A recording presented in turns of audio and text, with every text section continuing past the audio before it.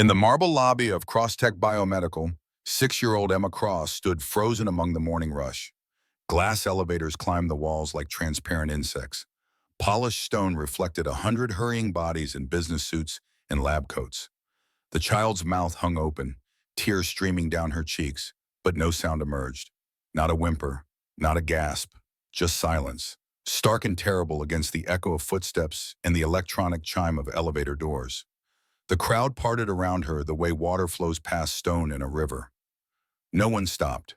No one looked long enough to see the trembling in her small frame. The way her fingers clutched a stuffed rabbit so tightly the fabric bunched white around her knuckles. They had places to be, meetings to attend, innovations to pursue. A crying child was someone else's problem. A silent crying child was easier to ignore.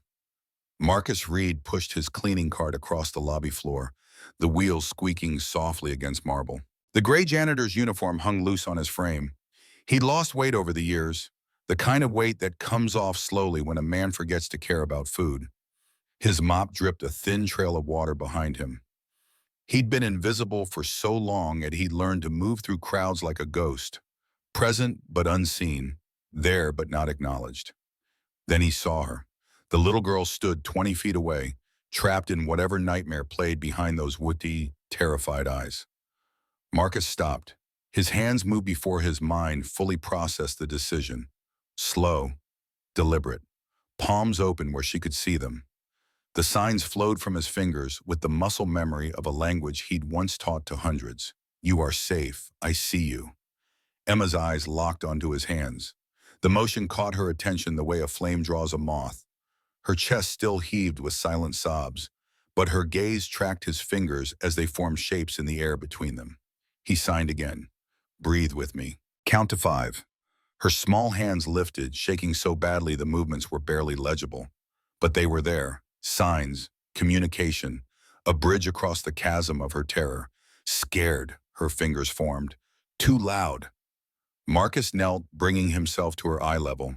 His hands never stopped moving, a steady rhythm of reassurance.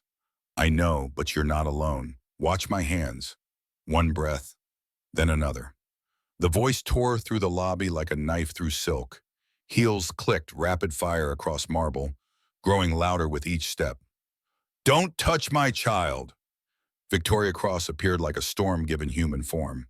Her black suit was tailored to precision, her dark hair pulled back so severely it seemed to pull her features tight with perpetual control.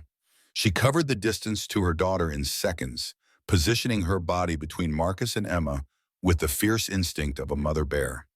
Security guards materialized from their posts, hands on radios, moving to surround the scene. But Marcus didn't stop signing. His hands continued their gentle motion even as Victoria blocked his view. You are brave. You are okay. Just breathe. Then impossibly, Emma's hands appeared around her mother's side. Small fingers forming shapes Victoria hadn't seen in 2 years. He helped, Emma signed to her mother. I'm okay, Mommy. The lobby fell silent. 100 people who'd been too busy to stop for a crying child now stood transfixed, watching a 6-year-old communicate for the first time since the world learned about the Crosstech tragedy. The girl who hadn't spoken since her father died in that laboratory explosion. The daughter of the youngest biotech CEO in America, speaking without words to a janitor in a gray uniform. Victoria's hands shook as she pulled Emma close. Her eyes met Marcus's over her daughter's head. Confusion warred with something else in her expression. Suspicion. Wonder. The desperate hope of someone drowning who suddenly feels solid ground beneath their feet. How do you know sign language? The question came out sharp, defensive. I used to teach it. Marcus straightened slowly, giving the security guards no reason to escalate. His voice was quiet, carefully neutral. The voice of someone who'd learned long ago not to give anyone a reason to notice him. Emma reached toward Marcus, her small hand extending past Victoria's protective embrace. Victoria caught her daughter's wrist gently but firmly, pulling her back. But Emma kept her eyes on Marcus as her mother ushered her toward the executive elevators. The little girl watched him over Victoria's shoulder, her expression something Marcus hadn't seen on anyone's face in 6 years. Gratitude. Recognition. As if she'd seen him as a person, not just the invisible hand that cleaned the floors she walked across. The crowd dispersed. The moment dissolved into the building's routine hum. Security guards returned to their stations, though Marcus noticed the way they watched him now, hands still near their radios. He picked up his mop. The water had formed a small puddle on the marble. He cleaned it methodically, each stroke of the mop erasing evidence that he'd ever stopped, ever knelt, ever reached across the invisible boundary that separated people like him from people like them. Sometimes the people screaming the loudest are the ones standing in perfect silence. The thought surfaced in Marcus's mind as he pushed his cart toward the service elevator. You just have to know how to listen.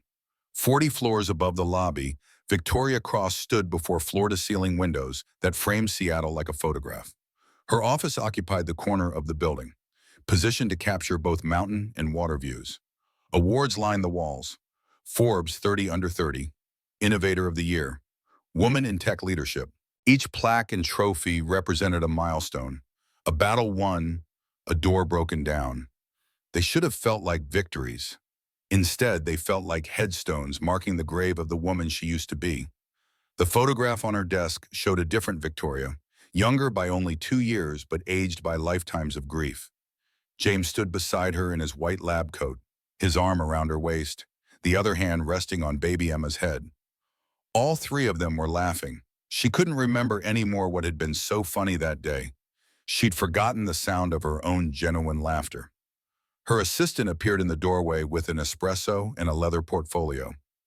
8 meetings scheduled for today. 12 investor calls, 4 product development reviews. The rhythm of business continued its relentless march, and Victoria had learned to march in step. Work was easier than feeling. Control was safer than vulnerability. She'd inherited her father's medical device company when it was circling bankruptcy, a dinosaur unable to adapt to new markets. In 5 years, she transformed it into Cross-Tech Biomedical, a leader in AI-assisted communication technology. The old assembly lines that built pacemakers now produced neural interfaces. The aging workforce had been replaced with engineers half their age and twice their salary. Her father's name was still on the building, but the company bore no resemblance to his vision. He'd wanted to help hearts keep beating. She'd chosen to help voices be heard. The irony wasn't lost on her. Her daughter hadn't spoken in 2 years. The memory surfaced without permission, vivid and vicious. Dubai. 3 in the morning, the hotel room phone screaming into the darkness. The executive director's voice carefully controlled the way people speak when they're delivering catastrophic news. There's been an incident at the Seattle facility. James had stayed late to address a pressure valve issue in Lab 7. A minor concern, nothing urgent, the kind of problem a dedicated CTO handled personally rather than delegating to night shift maintenance. The explosion was instantaneous, a catastrophic failure in the containment system. No warning, no time for evacuation protocols. The lab's fire suppression system activated immediately, but by then there was nothing left to save. James Cross, 34 years old, died doing the job he loved, in the building his wife owned. Emma had been in the parking lot. That detail came later, pieced together from security footage and witness statements. Victoria had been halfway across the world, closing a deal that would have made James proud. Emma had been with her father. He'd brought her to work because the nanny called in sick and Victoria's phone was unreachable in back-to-back meetings. Emma had fallen asleep in his office. She'd woken up and wandered downstairs looking for him. She'd been standing by the window waiting for Daddy to finish work when Lab 7 lit up the night sky. The doctors called it trauma-induced selective mutism, post-traumatic stress manifesting as an inability to speak. Emma understood language perfectly. She could hear, process, comprehend, but something in her mind had closed the pathway between thought and sound. The explosion had stolen her father and locked her voice away in the same terrible moment. Victoria had hired the best specialists money could buy, speech therapists from Boston, trauma counselors from San Francisco, a psychiatrist who'd pioneered work with children who'd witnessed violence, private school with trained staff, round-the-clock monitoring. Every expert said the same thing: she needs time. Be patient, push too hard and you'll make it worse. 2 years of patience, 2 years of watching her daughter live in silence, 2 years of feeling helpless while running a billion-dollar company, powerful in every way except the one that mattered. She couldn't save Emma. She couldn't bring James back. She couldn't even reach across the growing chasm that separated mother and daughter until this morning, when a janitor with kind eyes and careful hands spoke to Emma in a language Victoria didn't understand, and her daughter responded. The security report landed on Victoria's desk at noon. Incident report, unauthorized contact with executive family member. Marcus Reed's employee file was attached, a thin collection of routine background check results. No criminal record. 3 years of consistent employment at Crosstech. Previous work history included janitorial positions at 2 other corporate facilities. Standard references, nothing remarkable. Nothing that explained how he knew specialized sign language. Nothing that explained why he could reach her daughter when nobody else could. Victoria opened her laptop. The search began as simple curiosity. Within an hour, it had become an obsession. She watched the security footage 14 times, studying the way Marcus's hands moved. The signs weren't standard ASL. She'd learned basic signs after Emma stopped speaking, enough to communicate simple needs. But what Marcus used was different, more specialized, more precise, medical, almost. She searched, sign language trauma children communication. The results flooded her screen. Academic journals, research papers, clinical studies. One name kept appearing in the citations. SignBridge, a neural translation system designed specifically for children with trauma-induced communication disorders. The technology used AI to interpret non-standard signing patterns and convert them to synthesized speech. Revolutionary work, published 7 years ago by Dr. Marcus Reed. Victoria's hand froze on the mouse. She clicked the author profile. The photograph showed a younger man, clean-shaven, wearing a button-down shirt and university credentials. His smile was genuine, unguarded. The smile of someone who hadn't yet learned that the world could take everything. The biography was brief. Ray Reed is founder and CEO of SignBridge Technologies, a Seattle-based startup developing AI-powered communication tools for nonverbal children. His work combines speech therapy, linguistics, and machine learning to create systems that amplify voices that might otherwise never be heard. The article was dated 7 years ago. The photograph was archived. The man in the gray janitor's uniform bore little resemblance to the confident innovator in the university portrait, but the eyes were the same. Victoria searched deeper. News articles from 6 years ago painted a different picture. Tech innovator Marcus Reed accused of contract fraud. SignBridge founder loses company in legal battle. Reed claims technology stolen. Courts disagree. The headlines tracked a familiar arc of public disgrace. Promising startup. Partnership with major corporation. Sudden legal dispute. Company seized. Reputation destroyed. The details were murky, buried in legal language and carefully worded press releases. Marcus Reed had partnered with Titan Global, a corporate giant with deep pockets and deeper reach. The partnership agreement gave Titan manufacturing and distribution rights. Then Marcus's wife died in a car accident. 3 weeks later, Titan claimed full ownership of SignBridge Technology. Marcus contested. Titan's lawyers produced contracts signed by both founders. The courts ruled in Titan's favor. Public opinion turned against Marcus. Failed tech founder tries to renege on agreement after personal tragedy. The narrative wrote itself. One article mentioned Sarah Reed's death more thoroughly, a car accident on Interstate 5. Drunk driver crossed the median at 70 miles per hour. Sarah died on impact. Dylan Reed, 3 years old, survived with minor injuries. Marcus Reed took his son and disappeared from public view. The comment sections beneath those old articles were vicious. Internet strangers dispensing judgment without mercy. Scammer. Thief. Using his dead wife's memory to steal his own company. People who'd never built anything, never lost anything, deciding that a grieving widower must be a fraud. Victoria closed the articles. Her hands trembled slightly as she opened Crosstech's acquisition files. 3 years ago, they'd purchased VoiceLink Pro from Titan Global. The technology powered Crosstech's flagship medical devices, neural interfaces that help speech-impaired patients communicate. The system was elegant, sophisticated, far ahead of anything else on the market. It had been instrumental in Crosstech's pivot from legacy medical devices to cutting-edge neural tech. She pulled the technical specifications, the core algorithm, the neural network architecture. Then she pulled Signbridge's original patent filing from the university database. The algorithms were identical, not similar, not inspired by, identical.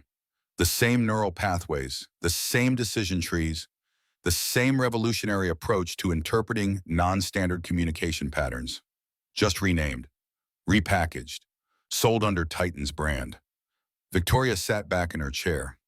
The Seattle skyline blurred beyond her windows. Her company had unknowingly built itself on stolen technology. The man who'd invented it mopped the floors of the building that profited from his genius. She found the transfer contract buried in Titan's acquisition documents. The signature line showed Marcus Reed's name. The date was 3 days after Sarah Reed's death. 3 days after losing his wife, Marcus had supposedly signed away his life's work. Victoria had worked enough corporate deals to recognize forgery. She pulled Marcus's signature from his original partnership agreement with Titan. Different slant, different pressure. The loop on the R formed differently. She wasn't a forensic expert, but she didn't need to be. This signature was fake. Her phone buzzed. Emma's school calling. Everything okay? Just confirming pickup time. Victoria's assistant handling the call.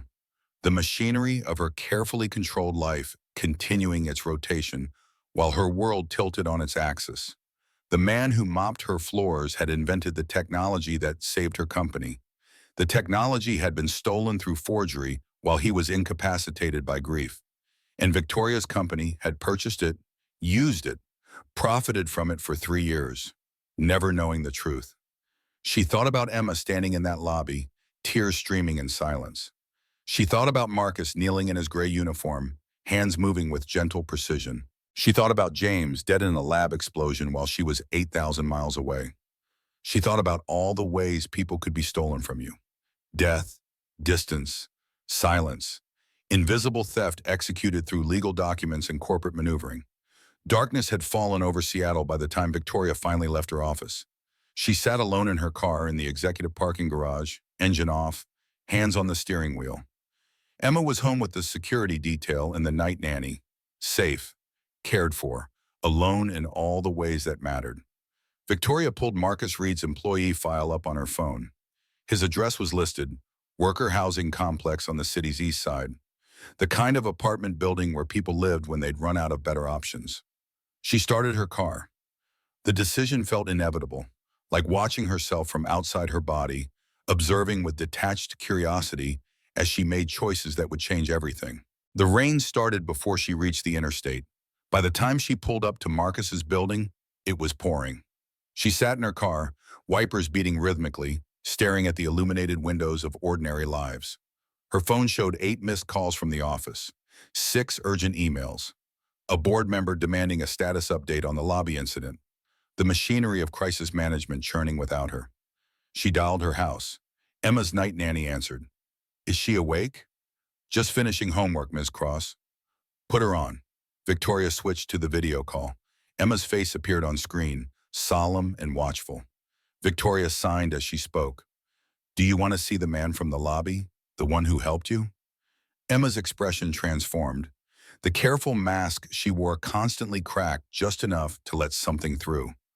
Hope, excitement, the ghost of the child she'd been before silence claimed her. Yes, Emma signed back. He understands. 20 minutes later, Victoria pulled back into Marcus Reed's parking lot with Emma in the back seat. The rain hadn't let up. Emma clutched her stuffed rabbit and watched the building with an intensity that made Victoria's chest ache. When had her daughter become so guarded? When had anticipation become something rare enough to notice? Marcus answered the door wearing worn jeans and a flannel shirt. Confusion crossed his face, followed by concern. His eyes moved from Victoria to Emma, assessing the situation with the quick calculation of someone accustomed to unexpected trouble. Ms. Cross, is everything all right? Can we come in? Victoria heard the edge in her own voice. Not quite a request, not quite a demand. The tone of someone who'd spent too many years having doors open for her, losing the ability to ask rather than expect. I need to talk to you. Marcus stepped back. His apartment was small but clean. Books lined makeshift shelves built from cinder blocks and pine planks. Linguistics textbooks, child development journals, programming manuals. The entertainment center held a modest television and a laptop that had to be at least 10 years old. Drawings covered the refrigerator, held in place with alphabet magnets. A child's artwork showing dinosaurs and spaceships in stick figure families. "Dad, who is it?" A boy appeared from the bedroom, 8 or 9 years old, wearing a shirt with a T-Rex on the front. He stopped when he saw strangers in his living room. Dylan, Marcus's son, the one who'd survived the accident that killed his mother. He looked at Emma with shy curiosity, then his hands lifted, forming signs with practiced fluidity. "Hi, I'm Dylan." Emma's face transformed. She signed back, movements careful but eager. "I'm Emma. I like your shirt." The two children stood there, communicating in gestures while the adults watched. Marcus's expression softened in a way that made him look younger, less guarded. Victoria felt something twist in her chest. When was the last time Emma had initiated social interaction? When was the last time she'd seen her daughter smile like that? Thunder rolled across the sky. Victoria's phone buzzed with a traffic alert. Interstate 5 flooding. Bridge closure warnings. The storm system had settled over Seattle with no signs of moving on. "The bridge is flooded." Marcus was checking his own phone. "Highway 99 too. Happens every time we get rain like this. Usually takes a few hours to clear." Victoria felt trapped and grateful in equal measure. She should want to leave. She should reschedule this conversation for somewhere neutral, somewhere professional. But Emma had already moved toward Dylan's drawing table, and both children were pulling out crayons, signing rapid conversations about colors and favorite animals. "We can wait," Victoria heard herself say. Marcus made dinner from what he had: potatoes, carrots, onions, chicken stock. He moved around the small kitchen with quiet efficiency, comfortable in the domestic rhythm. Toast from day-old bread, tea brewing in mugs that didn't match. Simple food, but the apartment filled with warmth and the yeasty smell of toasting bread. Emma laughed, not with sound, of course, but her shoulders shook and her face lit up at something Dylan signed about dinosaurs and basketball. Victoria stood in Marcus's tiny living room, watching her daughter experience joy, and felt tears burning behind her eyes. They ate at the small table. Dylan told stories through signs about his school day, translating for Victoria when her limited knowledge faltered. Emma responded slowly at first, then with growing confidence. The two children built a language bridge between them with the easy grace of kids who hadn't yet learned that connection required effort. After dinner, the children curled up on the couch with a blanket and an illustrated book about space. Emma's eyes grew heavy. Dylan signed gentle commentary about the pictures until both children drifted toward sleep. Marcus and Victoria sat across from each other at the kitchen table. The rain drummed against windows. The apartment's radiator hissed softly. In the warm dimness, the barriers between CEO and janitor felt more porous. They were just two people who'd lost their partners. Two parents trying to save their children. Two survivors navigating the aftermath of theft, both the kind that took lives and the kind that took everything else. "I know who you are." Victoria's voice was quiet but firm. "I read about Sign Bridge." Marcus went still, his hands wrapped around his tea mug, but he didn't drink. He didn't look away. "Then you know more than most people do." His voice carried no anger, just resignation, the tone of someone who'd stopped fighting a long time ago. "I know what Titan did to you. Do you?" There was something sharp beneath the words now, not directed at her exactly, but present nonetheless. "Do you know what it feels like to lose everything while people call you a liar? To have strangers decide your grief is fake because a corporation's lawyers are more believable than you are?" "No." Victoria met his eyes. "But I know what it feels like to watch your husband die while you're too run away to help. I know what it feels like to see your child disappear inside themselves and not be able to reach them. I know what it feels like to build everything you have on sand and pray the foundation doesn't collapse." Marcus looked at her for a long moment. Some of the sharpness faded. He drank his tea, set the mug down carefully. "Why are you here, Ms. Cross?" "My company uses your technology, VoiceLink Pro. We bought it from Titan 3 years ago. It powers every neural interface device we make. It's the reason Crosstech survived the pivot from medical devices to communication tech." "I know." Marcus's voice was soft. "I clean the labs where they test it. I see the devices. I read the specifications when I'm emptying the trash cans. Every night I mop floors in a building using the technology I created, sold under someone else's name. Did you know the signature on the transfer contract was forged? Marcus's head snapped up. His eyes widened. For the first time, Victoria saw genuine surprise break through his careful control. What? She pulled out the printed documents from her bag, spread them on the table. The transfer contract, the signature analysis, the comparison with his earlier signatures. She watched him study the papers, watched his hands start to shake. This isn't your handwriting. Someone forged this 3 days after Sarah died. While you were grieving, while you were barely functional, someone signed away your company in your name.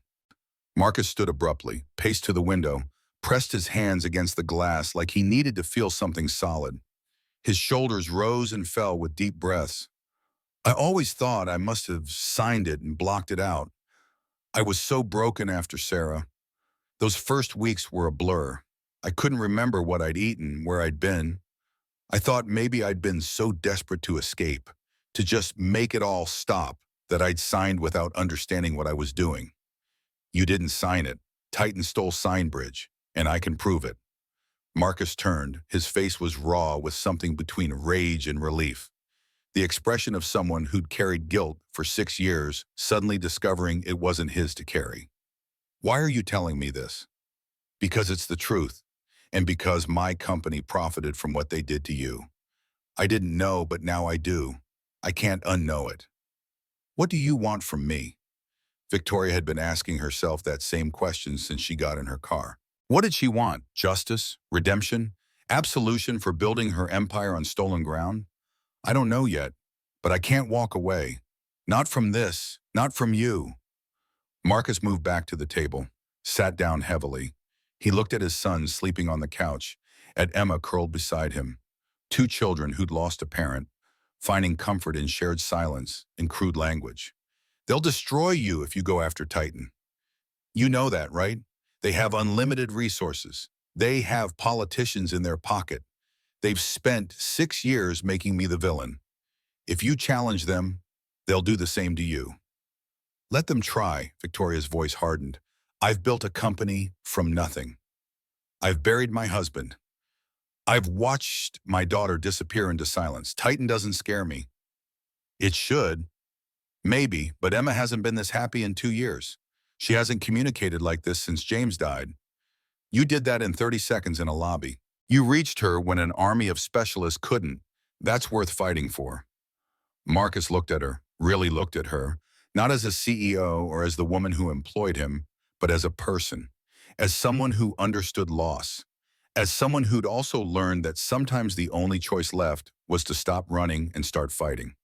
If we do this, he said slowly, if we really go after Titan, there's no going back. They won't just fight legally. They'll destroy reputations. They'll manufacture scandals. They'll make everyone believe we're the criminals, and we might lose. We might, Victoria agreed, but what's the alternative? You stay invisible forever? Emma stays silent? We let them win because fighting is hard? I have Dylan to think about. I can't put him through another media circus. He was 3 when Sarah died, but he remembers the photographers, the shouting, the kids at school saying his dad was a thief. I can't do that to him again. Emma stirred on the couch. Her hand moved in sleep, forming signs even in dreams. Marcus and Victoria both watched her. Dylan shifted, his arm moving to rest across Emma's shoulders in an unconscious gesture of comfort. My daughter just told me with her hands that she wants to speak but can't, Victoria said quietly. She wants to tell the world what really happened in that lobby, but she has no voice. You gave the voiceless a way to speak, and they stole it from you. Maybe it's time we steal it back. The rain pounded harder. Lightning flashed, briefly illuminating the small apartment. Thunder followed, shaking the windows in their frames. Marcus stared at the forged signature on the table between them. I'll think about it, he finally said. Victoria nodded. It was enough. For now, it was enough. She gathered Emma an hour later, after the highway patrol declared the roads passable. Emma signed sleepy protest about leaving Dylan. Victoria promised they'd see him again soon. She didn't know if it was true, but she saw hope flicker in her daughter's eyes. and she would have promised anything to keep that light alive. Marcus stood in his doorway watching them go. Victoria turned back once from her car. He was still there, backlit by the warm glow of his modest apartment. A man who'd lost everything and built a small, careful life from the pieces. A man who'd invented magic and had it stolen. A man who'd been invisible so long, he'd almost forgotten he was real. That night, Victoria stood in Emma's doorway, watching her daughter sleep. Emma's hands rested on the pillow, fingers slightly curved, as if even in sleep she was forming words no one could hear. The stuffed rabbit lay tucked under her arm. Her face was peaceful in a way Victoria hadn't seen since before the explosion. She thought about Marcus in his small apartment, about Dylan's drawings on the refrigerator, about the way both children had communicated across the silence. She thought about James, about the last time she'd seen him alive, about all the things left unsaid because she'd assumed there would be more time. She thought about the forged signature, about the technology built on theft, about the invisible man who cleaned floors in the building built on his genius. Her phone buzzed, a news alert. She almost ignored it, but something made her look. The headline punched through her exhaustion. Janitor approaches CEO's child, cross-tech employee under investigation. Below it, a 7-second video clip, security footage. Marcus reaching toward Emma in the lobby, the moment frozen in pixels. Except the video was edited, cut off before Emma signed back. Cropped to remove context, it showed Marcus approaching a crying child, Victoria pushing him away, security closing in. The caption called him dangerous. The comments were already vicious. Victoria's hands went cold. She clicked through to the source. Anonymous upload, posted 2 hours ago. Already going viral. 10,000 shares, 20,000. Climbing exponentially. Someone had waited, watched, and at the perfect moment, when Victoria was beginning to see a path forward, they'd release this. Not the truth, a carefully crafted lie. Titan Global's fingerprints were all over it. The war had begun. The viral video hit 20 million views by dawn. Victoria watched the numbers climb from her home office. Emma asleep upstairs, security doubled outside. Each refresh brought more comments, more outrage, more demands that Crosstech fire the dangerous janitor who'd approached a child. The algorithm had found its perfect villain, a middle-aged man in a gray uniform reaching toward a crying girl. Context didn't matter. Truth didn't sell. Fear did. Her phone rang at 6 a.m. Board members, lawyers, the head of public relations with damage control scenarios outlined in bullet points. Victoria listened to each call with the kind of cold focus that had built her company. They wanted Marcus fired immediately. They wanted a public statement condemning his actions. They wanted Victoria to throw him to the wolves and save Crosstech's reputation. She hung up on the third board member who used the word liability. Emma appeared in the doorway as morning light broke across Seattle. Her hair was tangled from sleep, the stuffed rabbit dangling from one hand. She moved to Victoria's desk and turned the laptop screen toward herself. The video was still playing on mute. Emma watched it twice, her face expressionless. Then her hands moved. This is a lie. Victoria pulled Emma into her lap. The girl was getting bigger, heavier, but she still fit in the space between Victoria's arms and chest, still smelled like children's shampoo and safety. I know, sweetheart. They cut it. They didn't show me signing back. They didn't show him helping. I know. Emma's hands clenched into fists on her lap. When they opened again, the signs came fast and angry. I want to tell them the truth. Why can't I just tell them? The question broke something in Victoria's chest because you can't speak, because trauma stole your voice and gave you silence instead, because the world doesn't stop for healing, doesn't wait for the voiceless to find their words again. But Victoria didn't sign any of that. Instead, her hands formed a promise. You will tell them. I'm going to make sure you can. 2 hours later, Victoria stood in her private garage, staring at the prototype schematics she'd printed from Signbridge's patent files. The original design was 7 years old, built on technology that had evolved exponentially since Marcus first coded the neural translation algorithms. She'd spent the night studying machine learning architecture, relearning programming languages she hadn't touched since graduate school. Her hands remembered the keyboard's rhythm even if her mind had grown rusty from years in boardrooms instead of development labs. She called Marcus from an encrypted line. His voice was careful when he answered, the wariness of someone expecting the other shoe to drop. Ms. Cross, I need your help. She didn't waste time on pleasantries. Emma wants to testify. She wants to tell the world what really happened, but she needs a voice. We need to build Signbridge 2.0. The silence stretched long enough that Victoria wondered if the connection had dropped. Then Marcus spoke, his voice rough with something that might have been hope or might have been fear. If I'm seen near you or Emma right now, they'll use it against you. The optics? I don't care about optics. I care about giving my daughter a voice and exposing the truth about Titan. Are you in or not? Another pause. She heard him breathing, heard the sound of movement, a door closing.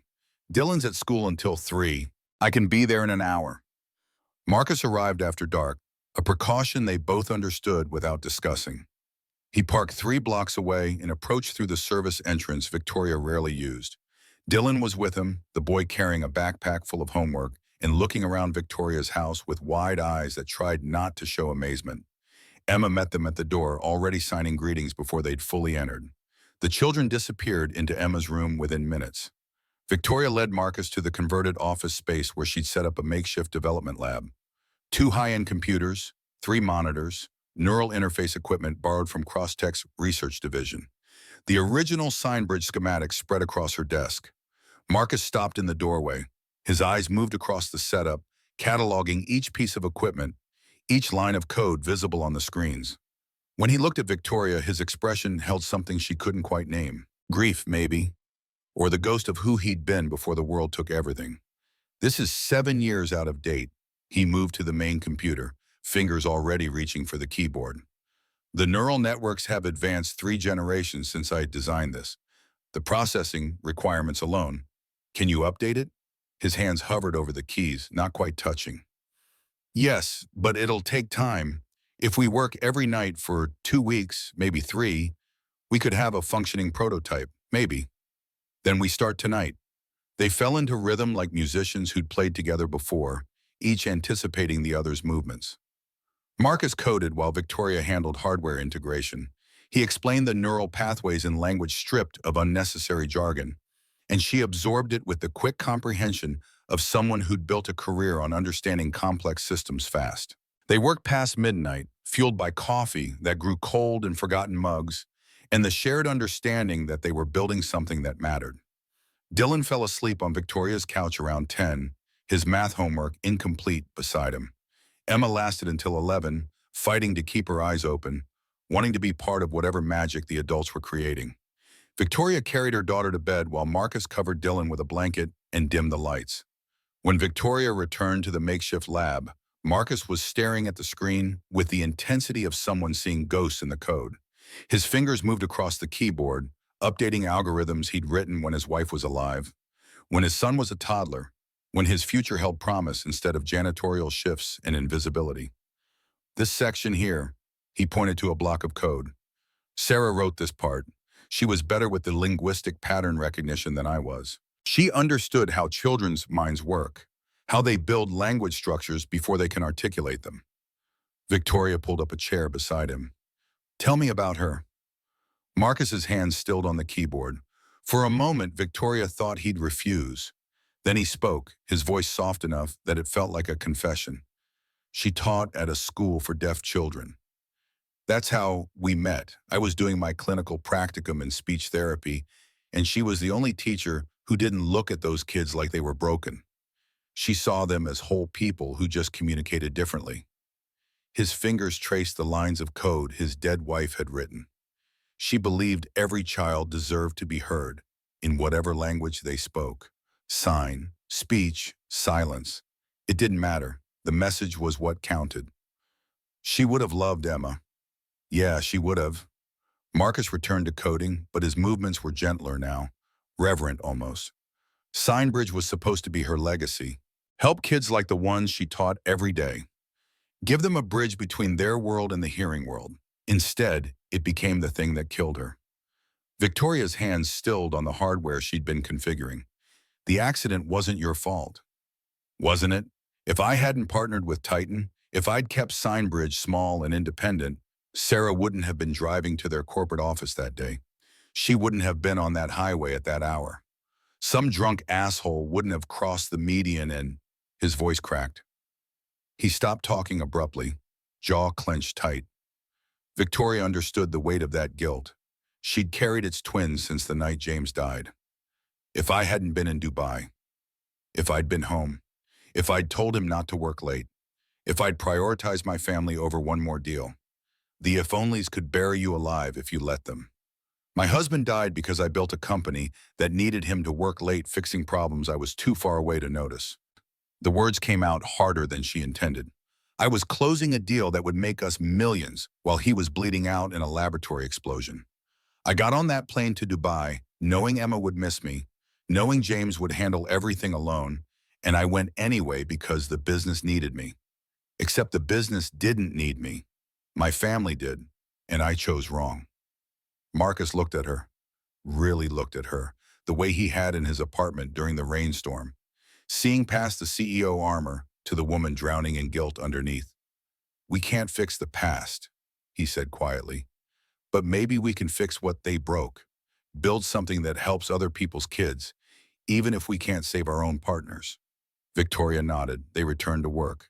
The code compiled, the hardware integrated. Piece by piece, Signbridge 2.0 began to take shape. 3 nights later, the prototype was ready for initial testing. Marcus had reconfigured the neural networks to process Emma's specific signing patterns, accounting for the way trauma affected her gesture formation. The system was more sophisticated than the original Signbridge, faster and more intuitive. It ran on a tablet interface instead of requiring dedicated hardware. If it worked, it could be scaled, mass-produced, given to thousands of children who needed voices. Emma sat in front of the camera, nervous energy making her hands shake. Dylan stood beside her, signing encouragement. Marcus knelt by the tablet, making final adjustments. Victoria watched from behind the camera, her heart hammering with hope and terror in equal measure. "We're going to teach the computer your language," Marcus signed to Emma. "Ready?" Emma nodded, her hands lifted. Marcus guided her through basic signs. Hello, goodbye, happy, sad, scared, safe. Each time Emma signed, the AI processed her movements, learning the unique patterns of her communication. The first attempts were clunky, robotic. The synthesized voice that emerged from the tablet sounded like a text-to-speech program from 20 years ago. But after 50 signs, something shifted. The AI began to smooth the rough edges. After 100 signs, the voice sounded almost natural. After 200, it was beginning to capture inflection, emotion, the subtle variations that made language human. Emma signed, "I love you, Mommy." The tablet's voice spoke the words aloud, and Victoria's world tilted. Her daughter's voice. Not the voice Emma had lost, not the sound Victoria remembered from before the explosion, but a voice nonetheless, a bridge across the silence. Emma stared at the tablet, eyes wide. Then she signed again, faster now. "I have a voice." The synthesized speech followed immediately. "I have a voice." Emma's silent laugh shook her shoulders. She turned to Dylan and signed something complicated about dinosaurs and space and being able to talk forever. Dylan laughed and signed back, and the tablet translated both sides of the conversation in a flowing exchange that sounded almost like two children chatting naturally. Marcus stood slowly, watching his creation work the way he'd always dreamed it would. His eyes were wet. Victoria crossed the room and pulled Emma into a hug. Her daughter's hands kept moving, even pressed against Victoria's chest, signing joy and excitement into the space between them. The tablet kept translating, kept giving voice to Emma's happiness, and Victoria let herself cry for the first time since James's funeral. Dylan tackled Marcus in a hug. "Dad, you did it. You made magic." Marcus held his son, his face buried in Dylan's hair. His voice was muffled but audible. "We all did." Later, after the children had finally exhausted themselves and fallen asleep tangled together on Victoria's couch, Marcus and Victoria sat in her kitchen drinking whiskey that cost more than his monthly rent. The prototype sat on the counter between them, a testament to what they'd built together. "This changes everything," Victoria said. "With this, Emma can testify at a press conference. She can tell the world what really happened. We can expose the edited video for the lie it is." Marcus swirled the whiskey in his glass. And then Titan will come at us with everything they have. They won't let this technology exist without a fight. It's theirs now, legally if not morally. If we release Signbridge 2.0, we're opening a war on two fronts: the public court over the lobby incident and the legal court over patent infringement. Let them come. Victoria's voice was steel wrapped in silk. I've got lawyers. I've got evidence of the forged signature. And now I've got Emma's voice to prove Marcus Reed isn't a predator. He's a miracle worker. Her phone buzzed, another news alert. She almost ignored it, but Marcus's expression made her look. The headline drained blood from her face. James Cross under investigation for corporate espionage before death. The article was time-stamped 30 minutes ago. Major outlets had already picked it up. Documents leaked to the press showed James Cross allegedly stealing Crosstech trade secrets in the months before his death. Email correspondence, file transfer logs, meeting notes suggesting he planned to sell proprietary technology to competitors. Every document was a forgery. Victoria knew it the way she knew her own heartbeat. James had been many things: brilliant, obsessive, occasionally arrogant, but never disloyal, never a thief. He'd built Crosstech beside here, believed in the mission as deeply as she did. But the documents looked real. Sophisticated forgeries designed to pass initial scrutiny. By the time forensic analysis proved them fake, the damage would be done. James's reputation would be destroyed. Crosstech's integrity would be questioned. Victoria would be painted as either complicit or catastrophically incompetent. Titan was burning down everything she'd built to protect their theft of Signbridge. Marcus read the article over her shoulder. This is what they do. They did it to me with the contract fraud accusations. They're doing it to James now that he can't defend himself. By tomorrow, there will be more documents, more anonymous sources, more carefully crafted lies that sound plausible enough to stick. Victoria's hands clenched around her phone hard enough to make the case creak. They're using my dead husband as a weapon against me. Yes. Because I threatened to expose them. Yes. Because you and I decided to fight back instead of staying quiet. Marcus met her eyes. We can still stop. I can disappear again. You can issue a statement condemning me, cut all ties, protect Crosstech. Titan will back off if they think you're not a threat anymore. Victoria thought about Emma asleep on the couch, finally able to speak after 2 years of silence. She thought about Dylan, who'd spent 6 years believing his father was a fraud. She thought about James's memory being desecrated with lies. She thought about Marcus's choice 6 years ago to surrender rather than fight, to accept invisibility rather than risk his son's well-being. The easy path was right there. Take it and everything stopped. The attacks, the investigations, the viral videos. Life could return to its controlled, manageable misery. No, the word came out harder than stone. We go forward. We expose them. We make them pay for every life they've ruined.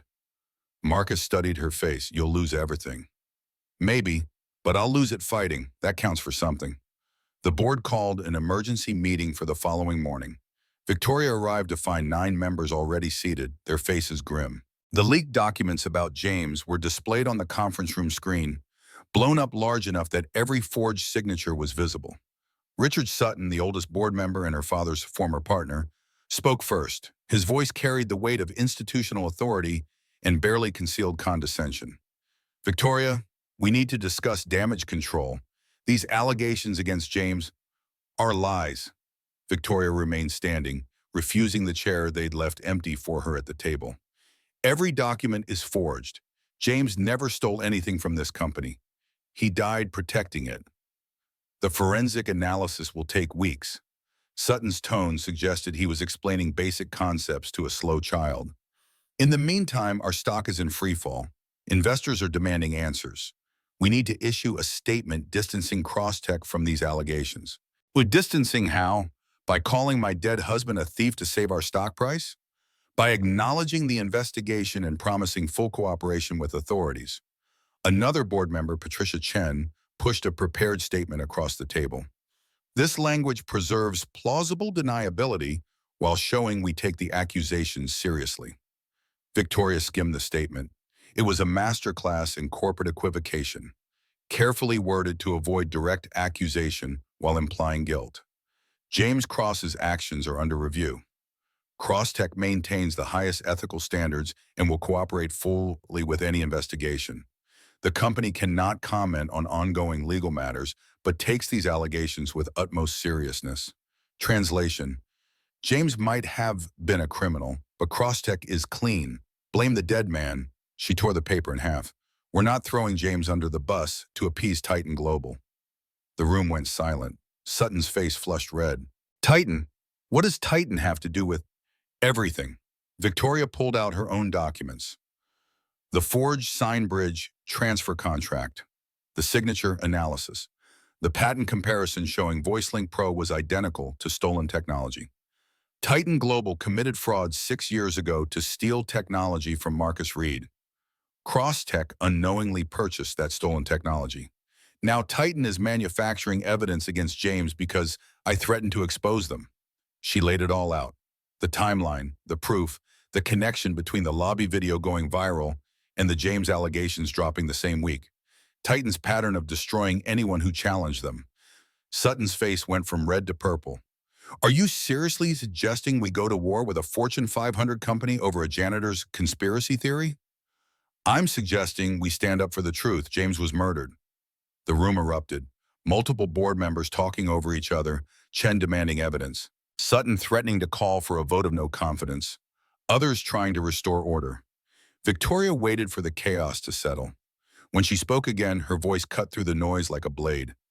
James discovered the truth about VoiceLink Pro 3 months before he died. He contacted Marcus Reed's former colleagues. He built a legal case proving Titan had committed fraud. He was planning to whistleblow the day after the explosion. She pulled up James's unsent email on her phone, projected it onto the conference room screen. This is a draft he wrote the day he died.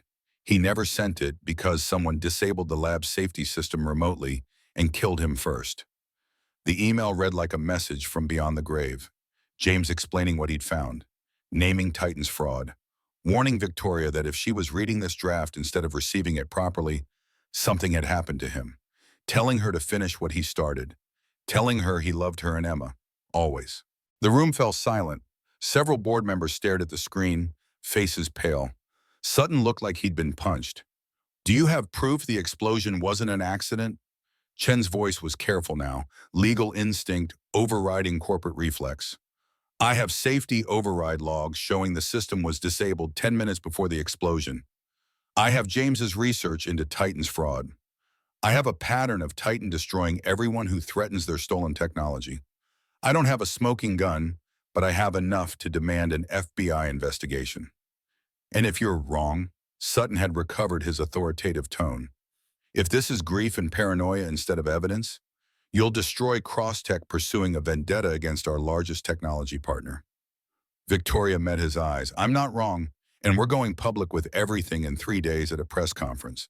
Emma will testify using the Signbridge prototype Marcus and I built. She'll prove the lobby video was edited. Marcus will present evidence of Titan's original fraud. I'll demand a full investigation into James's death. The board can support me or vote me out. Your choice. She walked out before they could respond. Behind her, the conference room exploded into argument. She didn't care. The path was clear now. Forward into the fire or backward into surrender. She'd made her choice. Emma's private school called 2 hours later. There was a situation. Photographers outside, reporters asking questions. Could Victoria come immediately? Victoria was 15 minutes away when the Wapiti news feed hit her phone. Emma stood on the school's front steps, surrounded by cameras and shouting reporters. The little girl's face was pale, her hands pressed over her ears against the noise. Teachers tried to create a barrier, but the press pushed closer, microphones extended, questions overlapping into meaningless roar. Traffic was gridlocked. Construction on Fifth Avenue had narrowed 3 lanes to 1. Victoria watched helplessly from her car as the feed showed her daughter frozen in terror, trapped by the very people who'd called Marcus dangerous for approaching her in a quiet lobby. Then Marcus appeared on screen. He pushed through the crowd, moving with purpose and zero concern for the cameras turning his direction. Security guards tried to intercept him, but he brushed past them like they were cobwebs. He reached Emma and dropped to one knee, blocking her from the cameras with his body. His hands moved in signs Victoria could see even on the small phone screen. Breathe with me. You're safe. Emma's eyes locked onto his, her hands lowered from her ears. She signed back. I'm scared. I know, but I'm here. Just breathe. The crowd pressed closer. Someone grabbed Marcus's shoulder. A security guard pulled him backward. Marcus didn't resist, but his eyes never left Emma. His hands kept signing even as they dragged him away. You're brave. You're safe. The image captured everything. A child reaching for the man being restrained. A mother's car visible at the edge of the frame, blocked in traffic, too far away to help. The raw injustice of it crystallized in a single moment. Victoria abandoned her car in the middle of the street and ran. Her heels slowed her down and she kicked them off, sprinting the last 3 blocks in stockings that shredded on the pavement. By the time she reached the school, Marcus was on the ground with security holding him down. Emma stood above him, signing frantically to teachers who didn't understand. Victoria shoved through the cameras. Reporters shouted questions she ignored. She reached Marcus and extended her hand. He looked up, surprised. She pulled him to his feet in full view of every camera, every lens, every reporter hungry for the next viral moment. This man saved my daughter twice. Her voice carried across the crowd, amplified by the dozen microphones pointed her direction. His name is Marcus Reed, and he's not a predator. He's a hero. The cameras exploded with flashes. Victoria kept Marcus's hand in hers, kept her eyes locked on his, and let the world see exactly where she stood. That night, the image went viral for different reasons than the lobby video. CEO defends disgraced janitor. Victoria Cross stands by controversial employee. Crosstech in crisis leader backs accused man. The narrative was shifting, fragmenting, losing the clean simplicity of villain and victim. Marcus sat in Victoria's kitchen while Dylan and Emma played upstairs, their laughter drifting down through the floorboards. His wrist bore bruises from where security had restrained him. Victoria had insisted on ice and anti-inflammatory medication, and now they sat in the strange intimacy of shared combat, survivors of the same battle. You shouldn't have done that. His voice held no accusation, just weariness. Now they'll come after you harder. They were already coming after me. At least this way I'm not hiding. Marcus pressed the ice pack against his wrist. Dylan asked me tonight if we were going to have to move again. He's 8 years old and he already knows what it means when people look at you like you're dangerous. Emma stopped speaking because she saw her father die. Both our kids have been through more than children should survive. Maybe it's time we stop running from the people who hurt them and start fighting back. Fighting back gets people killed. The words came out flat, haunted. James fought back. Look what happened to him.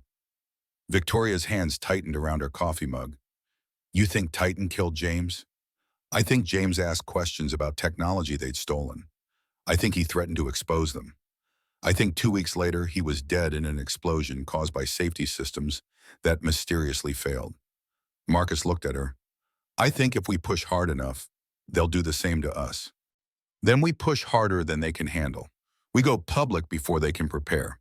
We get the evidence in front of enough people that killing us would only prove we're right.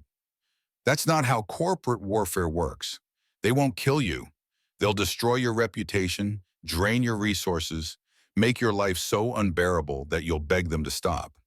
They'll go after Dylan, after Emma, after everyone you love until you have nothing left to protect. Victoria stood and moved to the window. Outside, Seattle's lights spread across the darkness like stars fallen to earth. Her city, her company's headquarters visible in the skyline, a monument to everything she'd built, everything she stood to lose. James left me a message. Her reflection in the glass looked older than 32. In that email draft, he said if I was reading it instead of receiving it properly, I'd know what happened to him. He told me to finish what he started, make them pay. Those were his exact words. She turned to face Marcus. I can't let him down again. I wasn't there when he needed me most. I can be there now, even if it's too late for him. Marcus was quiet for a long moment. Then he set down the ice pack and stood. If we're doing this, we need to be smart. Titan's already playing dirty with the James allegations. They'll keep manufacturing evidence until something sticks. We need to move faster than they can respond. The press conference is in 3 days. Emma's ready to testify with the prototype. Are you? I've been ready for 6 years. I just needed someone to stand beside me. They looked at each other across Victoria's expensive kitchen, two people who'd lost everything and found each other in the ruins. The air between them felt charged with possibility and danger in equal measure.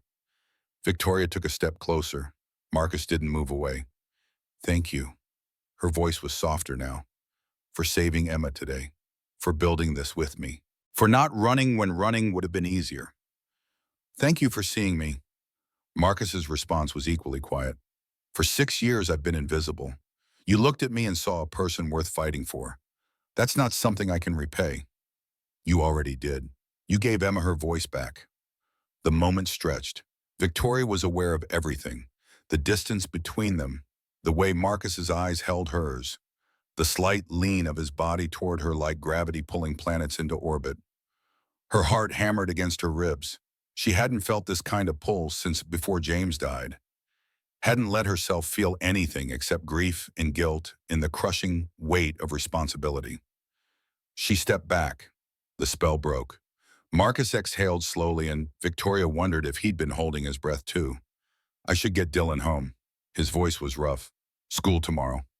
Victoria nodded, called the children down, watched Marcus and Dylan drive away into the night, their taillights disappearing around the corner. Emma stood beside her in the doorway, signing a question Victoria almost didn't want to answer. Do you like Mr. Marcus? The truth was complicated. Yes, no, maybe. I don't know if I'm allowed to like anyone who isn't James. I don't know if moving forward means betraying backward. I don't know if this feeling is real or just trauma bonding with the first person who understands loss the way I do. Victoria signed back. He's a good man helping us. That's all. Emma gave her a look that suggested 6-year-olds saw through adult lies better than adults admitted. But she didn't press, just signed goodnight and headed upstairs with her rabbit. Victoria stayed in the doorway long after they'd left, staring at the empty street, feeling the ghost of a moment that almost happened haunting the space where Marcus had stood. The next day brought fresh attacks, more anonymous sources feeding stories to hungry media outlets. Marcus Reed's former colleagues claiming he had been unstable after Sarah's death, prone to paranoid accusations and emotional outbursts. Former Crosstech employees suggesting James Cross had acted erratically in his final months, secretive about his work, possibly covering illegal activities. Each story carefully sourced to avoid libel charges while implying guilt through innuendo and selective fact. Victoria's lawyers worked around the clock preparing for the press conference. They'd secured the Seattle Convention Center's main ballroom, invited every major outlet, prepared evidence packets for distribution. Emma had practiced her testimony 100 times with the sign bridge prototype until the synthesized voice sounded natural and confident. The night before the press conference, Victoria couldn't sleep. She stood in her home office reviewing James's old files for the 1,000th time. His research into VoiceLink Pro, his notes on the SignBridge patents, his correspondence with former Titan employees who'd grown consciences and wanted to talk. One email caught her attention. She'd missed it before, buried in James's drafts folder. Addressed to Marcus Reed. Never sent. Dated 2 weeks before the explosion. Mr. Reed, I know what they did to you. I have proof. SignBridge was stolen and my company has been profiting from that theft. I can't undo the past, but I can help you fight for the future. I've compiled evidence of the forged transfer contract and Titan's fraud. I'd like to meet and discuss how we can expose this together. My wife Victoria doesn't know about this yet. I wanted to verify everything before involving her. If you're willing to fight again, I'm willing to stand beside you. You deserve justice. Sarah deserves justice. Let's make sure they get it. James Cross. Victoria read it 3 times. James had known. He'd found Marcus, found the truth, built a case. He'd been planning to approach Marcus directly, to stand up against Titan, to risk everything for someone he'd never met whose technology had been stolen. Her husband had been a hero, and Titan had killed him for it. She forwarded the email to her lawyer with instructions to include it in tomorrow's press conference materials. Then she called Marcus. He answered on the second ring, voice alert despite the late hour. Victoria, what's wrong? James knew about you, Before he died, he'd found evidence of the fraud. He was planning to contact you, to help you fight Titan. They killed him to stop it. The silence on the other end stretched long enough that Victoria thought the connection had dropped. Then Marcus spoke, his voice thick with emotion. He died trying to help me. He died trying to do what's right, just like we're doing now. Victoria, if they killed James for this, they won't hesitate. I know. But we're not stopping. We're going to that press conference tomorrow. We're going to tell the truth, and we're going to make sure James's death meant something. Marcus was quiet for a moment. Then, okay, we finish this. For James, for Sarah, for every person they've destroyed. For Emma and Dylan, so they grow up in a world where speaking truth doesn't get you killed. They said goodnight. Victoria returned to James's files, reading through his research with fresh eyes. Her husband had been brilliant and careful and brave. He'd known the risk. He'd chosen to fight anyway. Now it was her turn to carry that fight forward. Tomorrow the world would hear Emma's voice. Tomorrow Marcus would reclaim his stolen creation. Tomorrow Titan would learn that some things couldn't be buried under lies and forged documents and corporate power. Tomorrow, the war truly began. But tonight, Victoria allowed herself to feel something besides grief when she thought about James. Pride, gratitude, the kind of love that survives death and transforms into purpose. She fell asleep at her desk. James's research spread before her, the sound of Emma's synthesized voice still echoing in her memory. I have a voice. I have a voice. I have a voice. The truth would not stay silent anymore. Week 8 arrived with legal documents delivered by courier. Nathan signed for the envelope at Victoria's front door, recognizing the law firm letterhead before opening it. The petition for emergency guardianship named Catherine Hayes as proposed guardian, citing Victoria's isolation, questionable judgment in hiring caregivers, and alleged mental incompetence. Attached was a temporary restraining order. Nathan Cruz was to cease all contact with Victoria Hayes immediately, pending investigation into his suitability as a care provider. The paper shook in his hands. Catherine had moved faster than expected, weaponizing the Oakland report into legal grounds for control. Failure to comply could result in criminal charges for violating a court order. Victoria read the documents in silence, her face cycling through shock to fury to something that looked like defeat. She can actually do this. Take away my right to choose my own life. The hearing is in 3 weeks. Nathan scanned the legal language, looking for loopholes. If you can prove competence, show that you're making sound decisions. How? By demonstrating I hired someone with an abuse allegation? That's Catherine's entire argument. Victoria's hands clenched on the papers. She's going to win. Not if we fight. Nathan pulled out his phone. You need Marcus Hartley, your family lawyer. He'll say the same thing Catherine's saying, that I'm vulnerable and making poor choices. Then we prove you're not vulnerable. We document your progress, get Dr. Chen's testimony, show the court you're improving specifically because of the care choices you made. Victoria looked at him with exhaustion that went bone deep. And what about you? The order says you can't have contact with me. If you stay, you're violating a court order. The implications settled like lead in Nathan's stomach. If he left, Victoria faced the guardianship battle alone while Catherine presented her case unopposed. If he stayed, he risked arrest, losing Sophie permanently if Child Services decided he was unfit. The choice between protecting Victoria and protecting his daughter wasn't a choice at all. I have to go. The words tasted like failure, but Victoria nodded. I know. Sophie needs a father who's not in jail. This isn't forever. Nathan stood, already feeling the distance opening between them. Just until the hearing. We'll fight this properly, through lawyers and evidence. Victoria wheeled herself to the window, staring out at gardens she'd barely seen from ground level. Go, before Catherine finds another reason to make this worse. Nathan left the mansion knowing he might never return. The agency would assign Victoria a new caregiver, someone Catherine would probably approve, someone who wouldn't challenge her or push Victoria beyond comfort. 3 weeks until the hearing meant 3 weeks of Victoria backsliding into isolation, while Catherine built her case for permanent control. At his apartment, Sophie was coloring at the kitchen table under Tom Rodriguez's watchful eye. She looked up with a smile that died when she saw Nathan's expression. We have to stay away from Miss Hayes for a while. Why? Sophie's crayon froze mid-stroke. Did we do something wrong? No, baby. Grown-up legal stuff. Her sister thinks I'm not good for her, but you helped her stand. Sophie's indignation was fierce. You made her happy. Sometimes people don't see what's really happening. Nathan pulled his daughter close. But we're going to fix it, okay?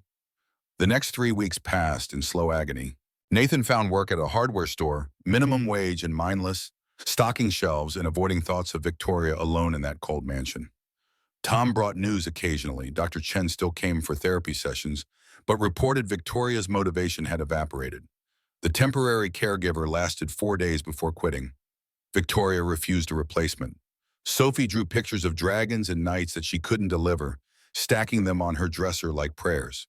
Nathan called Marcus Hartley and learned what he'd expected. The guardianship case was strong without evidence of Victoria's competence and progress. Dr. Chen's testimony would help, but Catherine had her own medical experts who'd argue Victoria needed institutional care. Nathan's testimony would be dismissed as biased, potentially harmful given the restraining order. You're the reason she's in this position. Hartley's voice carried regret rather than accusation. If you'd never been hired, Catherine wouldn't have grounds for the mental incompetence claim. So I destroyed her life by trying to help it. You both made choices that seemed right at the time. Now we deal with consequences. 2 weeks before the hearing, Nathan received a call from an unknown number. Victoria's voice came through shaky but determined. I'm not supposed to be talking to you, but I needed you to know I'm working. Every day. The standing practice, the frame walking, everything. If I can show the court I'm improving, maybe they'll see Catherine's wrong. You're doing this alone? Dr. Chen helps when she comes, but mostly yes. I have to prove I can be independent. Be careful. Nathan's chest tightened. You could hurt yourself without proper support. I've hurt myself plenty with proper support. At least this time I'm choosing it. Victoria paused, and Nathan heard something in the silence that sounded like longing. Sophie okay? She misses you. Draws you pictures every day. I miss her too. Both of you. This house is too quiet without her stories and your terrible jokes. They're not terrible. They're dad jokes. There's a difference. The laugh Victoria gave him was worth risking the phone call. Nathan, when this is over, regardless of how it goes, thank you for seeing me as more than my limitations. You never had limitations, just circumstances you're learning to navigate. After hanging up, Nathan stared at his phone for a long time. 3 weeks ago, Victoria couldn't stand without support. Now she was attempting frame walking alone in that mansion, driven by desperation to prove herself worthy of autonomy. The image of her falling without anyone to help made his hands shake. Tom found him on the apartment steps that evening, staring at nothing. You look like a man who's lost something important. I think I might have. Nathan's voice came out hollow. I came to help her, and instead I made everything worse. You gave her reason to fight. Tom settled onto the step beside him. Before you showed up, she'd given up. Now she's working herself into the ground trying to prove she deserves freedom. That's not worse. That's what hope looks like when it's desperate. What if she loses? What if Catherine wins and locks her away somewhere? Then you figure out the next fight. But Nathan, Tom's weathered hand gripped his shoulder. Maybe the fight isn't just about Victoria keeping her freedom. Maybe it's about you both figuring out what you're willing to risk for each other. The words settled into Nathan's bones and stayed there, growing heavier as the hearing date approached. The night before court, Sophie climbed into his bed around midnight, unable to sleep. What if they say Miss Hayes has to go away? Then we find ways to visit her. Nathan pulled his daughter close. But I think she's stronger than people realize. She might surprise everyone. She's the strongest person I know. Except you, Daddy. Why except me? Because you're the strongest person in the whole world. Nathan held his 7-year-old and hoped she'd never learn how fragile strength actually was, how easily it could shatter under the weight of impossible choices. The courthouse was modern glass and steel, nothing like the warm, wood-paneled buildings from TV shows. Nathan arrived early with Sophie and Tom, finding seats in the gallery while lawyers gathered at their tables. Catherine sat perfectly composed in designer armor, her attorney a sharp-eyed woman who looked like she'd never lost an argument. Marcus Hartley shuffled papers at the defense table, competent but outmatched. Victoria entered last, wheeled in by Dr. Chen, wearing a simple dress that somehow made her look both vulnerable and fierce. She didn't look at Nathan, keeping her gaze straight ahead as Chen positioned her wheelchair at the defense table. The distance between them felt measured in miles rather than courtroom feet. Judge Thompson entered, a woman in her 60s with the expression of someone who'd heard every manipulation and lie the legal system could produce. She surveyed the courtroom before speaking. This is a guardianship hearing for Victoria Hayes. Ms. Catherine Hayes seeks emergency guardianship citing mental incompetence and vulnerability. Let's proceed. Catherine's attorney opened with surgical precision. May it please the court, the evidence will show that Victoria Hayes, while physically disabled, has demonstrated a pattern of poor judgment that endangers her well-being. She has isolated herself, refused professional medical care, and formed inappropriate attachments to unqualified caregivers. The attorney presented the Oakland report, police photographs, and all, making Nathan's dismissed case sound like proof of predatory behavior. She called a neuropsychologist who testified about isolation's effects on judgment, noting that Victoria's withdrawal from social contact suggested possible depression and impaired decision-making capacity. Catherine took the stand wearing an expression of pained concern. I love my sister. Since our parents died, I've tried to protect her, especially after the accident. But Victoria refuses help. She's gone through 24 caregivers in 8 months because she can't maintain healthy professional relationships. Her attorney guided Catherine through a narrative of rejection and poor choices, culminating in Nathan's hiring. You discovered Mr. Cross had a history of abuse allegations? Yes. My private investigator found police reports from Oakland. When I showed Victoria, she refused to dismiss him. That's when I knew her judgment was too impaired for her to protect herself. The words painted Victoria as helpless prey and Nathan as predator, twisting 3 weeks of hard-won progress into evidence of manipulation. Nathan's hands clenched until Tom placed a steadying grip on his shoulder. Hartley's cross-examination barely dented Catherine's composure. When asked if Victoria had made measurable physical progress, Catherine admitted improvement, but attributed it to Dr. Chen's expertise rather than Nathan's involvement. When questioned about alternative care options, Catherine presented brochures for expensive facilities with full medical staff. Your sister could receive this level of care at home with proper support. She's tried that. Catherine's voice carried practiced patience. 24 failed attempts. At some point, we have to accept she needs more structured intervention. The morning session ended badly. Nathan could read it in Hartley's expression, in the way Dr. Hero.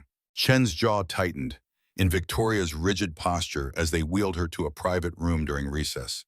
He wanted to go to her to offer some reassurance, but the restraining order kept him anchored to his seat while Catherine's attorney built walls around Victoria's freedom. The afternoon brought the defense's case. Hartley called Dr. Chen first, who testified about Victoria's remarkable progress over 8 weeks. Her core strength has improved 40%. Standing duration went from 0 to sustained periods exceeding 1 minute. These gains directly correlate with Mr. Cross's tenure as her caregiver. Catherine's attorney attacked on cross-examination, but she still requires a wheelchair for daily mobility, correct? For longer distances, yes, and she still cannot perform basic self-care tasks without assistance? She's learning adaptive techniques that, yes or no, doctor, can Victoria Hayes live independently right now? Chen's reluctance was visible. Not entirely independently, no. The admission landed like a stone. Hartley tried to recover by calling witnesses to Victoria's cognitive abilities. Her financial advisor testifying she'd managed complex investments competently throughout her disability. Her former climbing partner speaking to her intelligence and determination.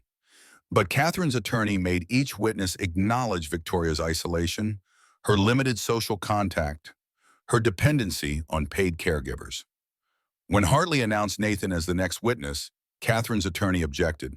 Your Honor, Mr. Cross is subject to a restraining order for Victoria's protection. His testimony is not only biased, but potentially harmful. Judge Thompson considered this. Mr. Hartley, your client sought this order. You can't now claim his testimony is essential. Nathan's chance to defend Victoria evaporated with the judge's ruling. Hartley moved on to character witnesses. Tom Rodriguez describing Nathan's dedication as a father and professional. the agency coordinator testifying about his positive record prior to Oakland. But without Nathan's own voice, the narrative remained Catherine's to control. The final witness caught everyone off guard. Sophie Cross, called by Marcus Hartley against Nathan's whispered protest. The 7-year-old walked to the stand with her shoulders back, clutching one of her dragon drawings. Sophie, do you know Miss Hayes? Yes, she's my family. How did you meet her? Daddy brought me to her house when I was sick. She was scared of kids, but I drew her a dragon and she liked it. We became friends. Hartley guided Sophie through descriptions of Victoria's improvements. The cooking together, the standing practice Sophie had witnessed. Can you tell the court what you saw Miss Hayes do? She stood up. Sophie's voice carried pure excitement. At those bar things, Daddy helped, but she did it herself. She was crying because she was so happy. Catherine's attorney declined to cross-examine a child, which was probably wise given Sophie's fierce loyalty. But the testimony felt thin against hours of expert witnesses and Catherine's systematic dismantling of Victoria's autonomy. Judge Thompson called for closing arguments as afternoon shadows stretched across the courtroom. Catherine's attorney summarized efficiently. Victoria Hayes needed protection from her own impaired judgment, and guardianship was the compassionate choice to ensure her safety and well-being. Hartley countered with passion but limited evidence. Victoria deserved autonomy, had made genuine progress, and shouldn't be institutionalized against her will. Before I rule, I'd like to hear from Victoria Hayes herself. Judge Thompson looked directly at the defense table. Miss Hayes, this is your life we're discussing. Do you have anything to say? Victoria sat very still for a moment. Then she spoke, her voice carrying across the courtroom. Yes, Your Honor, I'd like to demonstrate something. The courtroom stirred with confusion. Victoria looked at Dr. Chen, who produced a walker from behind the defense table. Nathan's breath caught. He knew that equipment, had seen it in the gym, but Victoria had never successfully used it in his presence. I've been practicing. Victoria's hands trembled slightly as she gripped the wheelchair arms. Alone, mostly, because I needed to know I could do this without help before I could ask the court to believe I deserve autonomy. Miss Hayes, I don't think physical demonstrations are, Judge Thompson began, but Victoria was already moving. She pushed herself up from the wheelchair, legs shaking but holding weight. Her hands found the walker's grips, white-knuckled but steady. The courtroom went silent as Victoria took one step, then another, her face contorted with effort. Sweat already dampening her hairline, but she kept moving. 3 steps. 4. 5. Catherine's face had gone pale. Nathan couldn't breathe, watching Victoria walk across a courtroom when 3 weeks ago she could barely stand. 6 steps. 7. Every muscle in her legs trembled visibly, but she didn't stop until she'd crossed 10 feet of open space.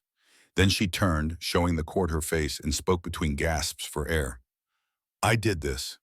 Without Nathan. Taught myself, proved I could. But the reason I had strength to try, him and Sophie, they gave me, reason to fight. Victoria's legs finally gave out, and she caught herself on the walker, lowering carefully back toward her wheelchair. Dr. Chen rushed to assist, but Victoria waved her off for one more moment. Catherine says I make poor decisions. Maybe I do. But choosing Nathan Cross was the best decision I've made since my accident. He didn't coddle me, didn't let me give up, saw me as a person, not a problem. If that's impaired judgment, then I hope I never recover. She sank into the wheelchair, exhausted and shaking, but her gaze stayed on the judge. I don't need a guardian. I need people who believe I'm worth the effort of healing. Nathan and Sophie gave me that. Don't take it away. The courtroom erupted in whispers. Judge Thompson banged her gavel once, silence falling immediately. Miss Hayes, that was remarkable. How long have you been able to walk? 3 weeks, since Nathan had to leave. Victoria's voice steadied. I pushed myself because I had to prove something. But I only got this far because he taught me I was stronger than I believed. Judge Thompson looked from Victoria to Catherine to the assembled lawyers. I'll be brief. This court sees no evidence of mental incompetence. Victoria Hayes just demonstrated cognitive function, forward planning, and physical determination that exceeds what most people could manage under pressure. The judge's gaze settled on Catherine. Ms. Hayes, your concern for your sister is noted. But concern doesn't justify removing someone's fundamental rights. Victoria has shown she's making informed decisions about her care, decisions that are producing measurable results. Guardianship petition denied. Victoria Hayes retains full autonomy over her medical care, living situation, and personal relationships. The gavel's crack was final. Catherine stood abruptly and left without a word, her attorney gathering papers in stiff silence. Victoria sat very still, as if afraid to believe the ruling was real. Nathan moved before thinking, the restraining order now void, crossing the courtroom to kneel beside her wheelchair. You walked. All this time you were learning to walk. I needed to prove I could do it alone. Victoria's eyes were wet. Before I could ask you to stay. Outside the courthouse, afternoon sun painted everything golden. Tom waited with Sophie, who launched herself at Victoria the moment they emerged. You walked in there. I knew you could do it. Victoria caught the little girl in a careful hug. I couldn't have done it without your dragon drawings giving me courage. Sophie beamed, then turned to Nathan with sudden seriousness. Daddy, can we go home now? To Miss Hayes' house? That depends on Miss Hayes. Nathan looked at Victoria, the question hanging unspoken between them. Actually, there's something I need to do first. Victoria's voice was steadier now, though exhaustion lined her face. Nathan, you're fired. His heart stopped. What? Effective immediately, I'm terminating your employment with the agency. Paperwork will be filed tomorrow. Nathan couldn't form words. After everything, after the courtroom and the walking and the declaration that hiring him was her best decision. Because you can't be my employee anymore. Victoria's expression was vulnerable beneath the determination. The court just ruled our relationship was appropriate, but it won't stay that way if you're working for me. Power imbalance. Exploitation concerns. Catherine will find another angle eventually. So you're firing me to protect us both. I'm firing you so we can be equals. Victoria reached for his hand, so I can say what I should have said weeks ago. I love you. I love Sophie. You make me want to live instead of just exist. And I don't want to lose that because of professional boundaries. Nathan's throat was too tight for speech. He dropped to one knee beside the wheelchair, holding her hand in both of his. I love you too. The words came out rough. Both of us do. But Victoria, I have nothing to offer except everything I need. Victoria's voice was fierce. You offer partnership, belief, family. That's worth more than anything money can buy. Sophie launched into a victory dance. I told Daddy to kiss you weeks ago, Tom laughed from his respectful distance. Kids got good instincts. Nathan leaned in, careful of the wheelchair between them, and kissed Victoria properly for the first time. The courthouse steps were hardly romantic, and curious onlookers definitely watched, but nothing in his life had felt more right than this moment. When they finally broke apart, Marcus Hartley approached with an envelope. Victoria, there's something I need to give you. Your father left instructions when he died. A letter to be delivered when you'd found someone worthy of your heart. I believe that time is now. Victoria took the envelope with shaking hands, Nathan reading over her shoulder as she unfolded pages written in elegant script. Victoria, my brave girl, if Marcus is giving you this, it means you found someone special. Someone who sees past your fierce exterior to the kind heart underneath. Don't be afraid to love them. Don't let fear of loss keep you from joy. The strongest people are those who risk their hearts after being broken. I'm proud of you for trying. Love completely and without reservation. That's the only way to truly live. Your mother would be proud too. We both love you, always, Dad. Tears streamed down Victoria's face. He knew, somehow he knew I'd be scared, because he knew you. Nathan wrapped his arms around her from his kneeling position. And he was right, you're brave enough for this. They stayed like that for a long moment, Sophie joining the hug from the other side, Tom watching with unmistakable affection. Finally, Victoria straightened and wiped her eyes. So, what happens now? Now we figure out what comes next. Nathan stood, stretching cramped legs. Together. I have some ideas about that. Victoria's expression shifted to something almost shy. The settlement from my accident lawsuit. It's been sitting in investments for 2 years. I've been thinking about adaptive recreation programs. Using what I learned about recovery to help other people. Like what you used to do? teaching climbing to kids with disabilities, but expanded all kinds of adaptive sports and activities. Victoria's voice gained strength as she spoke. Kayaking, cycling, skiing, everything that helped me feel alive before the accident, modified so anyone can experience it. That's amazing. Nathan's mind was already racing with possibilities. You'd need instructors, medical oversight, liability insurance, and someone with caregiving experience who understands what actually helps versus what just looks good on paper. Victoria met his eyes. I'm offering you a partnership, Nathan. Not employment, genuine equal partnership in building something that matters. Before Nathan could respond, Sophie tugged his sleeve. Does this mean we're really a family now? Victoria reached for Sophie's hand. If you want to be, if that's okay with you and your dad. Sophie looked between them with a seriousness only 7-year-olds could muster. Can I call you Mom? Not instead of my real mom, but also? Victoria's composure shattered completely. I would be honored beyond words. The partnership discussion continued over the following weeks, turning abstract ideas into concrete plans. Victoria's settlement provided substantial capital. Nathan's experience with medical equipment and patient care filled gaps in her knowledge. They visited adaptive sports centers in Colorado and Oregon, studying programs that worked and identifying needs nobody was meeting. Tom Rodriguez signed on as facilities manager, his decades of mechanical expertise perfect for maintaining specialized equipment. Dr. Chen agreed to serve as medical director, ensuring safety protocols met professional standards. The vision expanded from vague concept to detailed business plan, complete with mission statements and projected growth. 6 months after the courthouse, Hayes Cross Adaptive Recreation Center opened in a converted warehouse 20 minutes from the mansion. The space hummed with possibility, climbing walls with adaptive holds, swimming pool heated year-round, equipment for cycling and skiing and activities Victoria was still researching. 30 participants enrolled in the first cohort, ranging from children to adults, all facing disabilities that had limited their recreational options.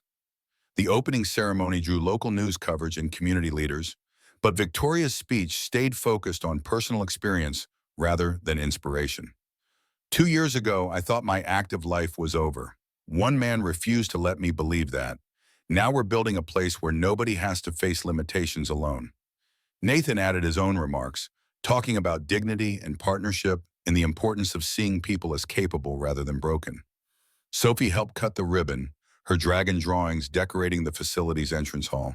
That evening, after the crowds dispersed and equipment was secured for the night, Nathan found Victoria on the warehouse roof watching the city lights spread below. She walked there using her cane. The walker retired 6 weeks ago, mobility improving daily, though she still used the wheelchair for longer distances. Big day. Biggest of my life. Victoria leaned against the railing. We actually did it. Built something real. Nathan moved beside her, close enough their shoulders touched. You built it. I just helped with the heavy lifting. Don't diminish what you contributed. Victoria turned to face him. This only exists because you believed in it. In me. I believed in us. Nathan took her hand, feeling the familiar calluses from climbing and therapy equipment. Speaking of which, there's something I've been meaning to ask. He produced a small box from his jacket pocket, opening it to reveal a simple band with an inscription. Victoria squinted at the words in the dim light. You stayed. That's what this comes down to. Nathan's voice was steady despite his racing heart. Everyone else left when things got hard. You stayed, I stayed, Sophie stayed. We built a family from that choice, and I want to make it official. Victoria Hayes, will you marry me? Victoria stared at the ring, then at Nathan, then back at the ring. Her answer came out half laugh, half sob. Yes. Absolutely yes. Nathan slipped the ring onto her finger, and they stood together on the warehouse roof, lights spreading below like possibilities multiplying endlessly. Sophie emerged from the stairwell where she'd apparently been lurking. Did she say yes? She said yes. Sophie pumped her fist. Finally, I already picked my dress. They laughed together, the sound carrying across the warehouse roof and into the night beyond. Victoria leaned into Nathan's shoulder, solid and warm and present in ways that still surprised him sometimes. You know what the best part is? Not the center or the engagement or any of it specifically. It's that I'm not waiting anymore. Waiting for what? For my real life to start, for things to go back to how they were, for some future version of myself who has it all figured out. Victoria's voice was soft. This is it. Right now, this messy, imperfect, beautiful thing we're building together. The words settled into Nathan's bones, joining all the other truths he'd learned from watching Victoria fight her way back to living. Life didn't wait for perfect circumstances. It happened in the choosing, the showing up, the refusing to quit even when quitting looked rational. A year later, on the center's anniversary, Catherine attended the celebration. She approached Victoria stiffly, the distance between them measured in months of silence. You've done well here. We've done well. Victoria gestured to include Nathan and Sophie and the entire operation. All of us together. Catherine's expression softened incrementally. I was wrong about Nathan, about your judgment, about what you needed. I thought I was protecting you. You thought you were controlling me. Victoria's voice was firm but not cruel. There's a difference, I see that now. Catherine glanced at the ring on Victoria's finger. He's good for you, they both are. The acknowledgement cost her, which Victoria recognized and appreciated. Thank you for coming. After Catherine left, Tom Rodriguez appeared with knowing grin. That looked painful for her. Growth usually is. Victoria watched her sister's Mercedes pull away, but necessary.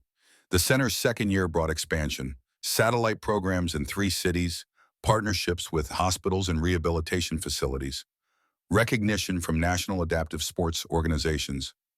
Victoria traveled for speaking engagements, Nathan managed day-to-day operations, and Sophie started volunteering as a junior instructor's assistant.